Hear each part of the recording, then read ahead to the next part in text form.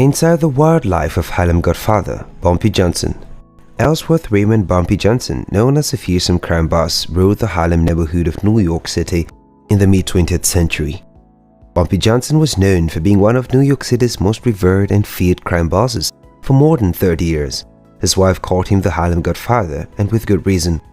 Known for ruling Harlem with an iron fist, he brutally dealt with anyone who dared challenge him. A rival named Ulysses Rollins caught the business end of Johnson's switchblade 36 times in a single street fight.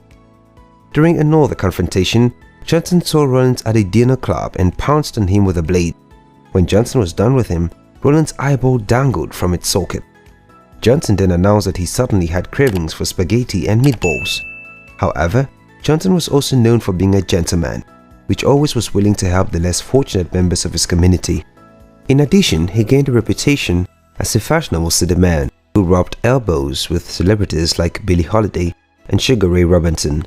Whether it was celebrities and even historical luminaries like Malcolm X or everyday Harlemites, Bumpy Johnson was popular, maybe even more than he was feared. After returning to New York City in 1963, during his tenure at Alcatraz, Johnson was greeted with an impromptu parade. The whole neighborhood wanted to welcome back the Harlem Godfather back in the hometown. The early life of Bumpy Johnson. Ellsworth Raymond Johnson was born in Charleston, South Carolina on October 31, 1905. Due to a slight deformation of his skull, he received the nickname Bumpy at a young age, and it's dark. When Johnson was just 10 years old, his brother William was charged with murdering a white man in Charleston. Fearing reprisals, Johnson's parents did the most to move their 7 children to Harlem, a haven for black people community in the earlier 20th century. Once there, Johnson moved in with his sister. Due to his bumpy head, heavy southern accent and small stature, Johnson was picked up by local children.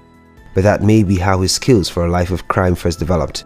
Instead of taking the beatings and taunts, Johnson made a name for himself as a fighter who couldn't be messed with. He soon dropped out of high school and made money from pool hustling, selling newspapers and sweep restaurants storefronts with his group of friends. That's how he met the gangster William Bob Hewlett, who liked Johnson when he refused to distance himself from Bob's storefront territory. Bob, recognizing the boy's potential and appreciating his courage, invited him into the business of providing physical protection to high-profile figure-pay bankers in Harlem, and soon Johnson became one of the most desirable bodyguards in the neighborhood. How the future crime boss entered the gang wars of Harlem. Bumpy Johnson's crime career soon blossomed after he graduated to gunman robbery, extortion, and pimping. But then he could not escape punishment and was in and out of reform schools and prisons for much of his 20s. After 2.5 years in prison for grand larceny, Bumpy Johnson got out of prison in 1932 with no money and no job. But once back on the streets of Harlem, he met Stephanie St. Clair. At the time, St. Clair was the reigning queen of several outlaw organizations throughout Harlem. She was the leader of a local gang, the 40 Thieves, and was also a major investor in a number of rackets in the neighborhood. St. Clair was certain that Bumpy Johnson would be her perfect partner in crime. She was so impressed by his intelligence, and the two quickly became fast friends, despite their 20-year age difference, although some biographers think she's only 10 years older than him. He was her personal bodyguard, as well as a numbers runner and bookmaker. In doing so, she evaded the mafia and waged war against the German Jewish gangster Dutch Schultz and his men, with the 26-year-old Johnson committing a number of crimes including murder at her request.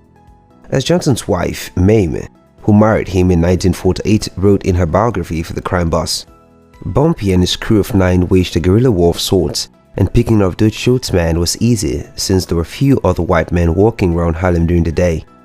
By the end of the war, 40 people had been kidnapped or killed for their involvement. But those crimes didn't end because of Johnson and his men. Instead, Schultz was eventually killed on Lucky Luciano's orders, the notorious head of the Italian mafia in New York. And this led to Johnson and Luciano making a deal.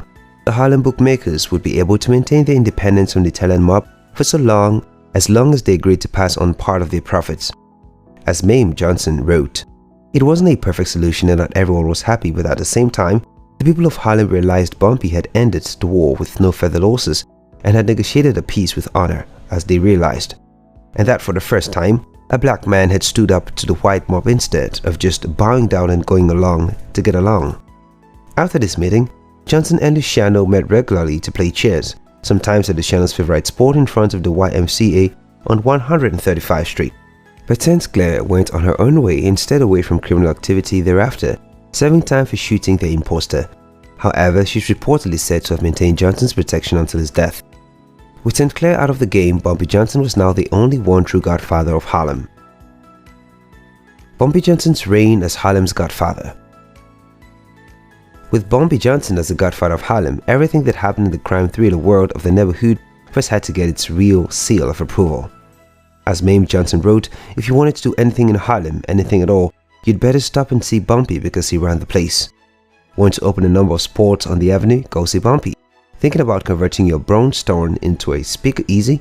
Check with Bumpy first. And if someone didn't get to Bumpy first, they paid the price. Perhaps you paid that price as dearly as his rival Ulysses Rollins. As a chill excerpt from Johnson's biography reads, Bumpy spotted Rollins. He pulled out a knife and jumped on Rollins, and the two men rolled around the floor for a few moments before Bumpy stood up and straightened his tie. Rollins remained on the floor, his face and body badly gashed, and one of his eyeballs hanging from the socket by ligaments. Bumpy calmly stepped over the man, picked up a menu and said he suddenly had a taste for spaghetti and meatballs. However, Johnson also had a soft side. Some even compared him to Robin Hood for the way he used his money and power to help impoverished communities in his neighborhood. He brought gifts and meals to his neighbors in Harlem and even forwarded turkey dinners on Thanksgiving and hosted a Christmas party each year. As his wife noted, he was known for lecturing to younger generations about studying academics instead of crime, although he always maintained a sense of humor about his struggles with the law.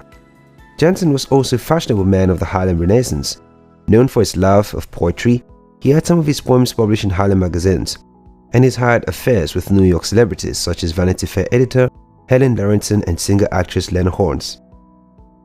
He wasn't a typical gangster, wrote Frank Lucas, a notorious drug addict and trafficker in Harlem in the 1960s and 1970s. He walked in the streets, but he wasn't off the street. He was cultured and noble, more like a businessman with a legitimate career than most people in the underworld. I could tell when I looked at him, he was very different from the people I saw in the streets. The turbulent final years of the Harlem Godfather. But no matter how smoothly he ran his crime business, Johnson still spent his fair share of time in prison. In 1951, he received his longest sentence, 15 years in prison for selling heroin, which eventually sent him to Alcatraz.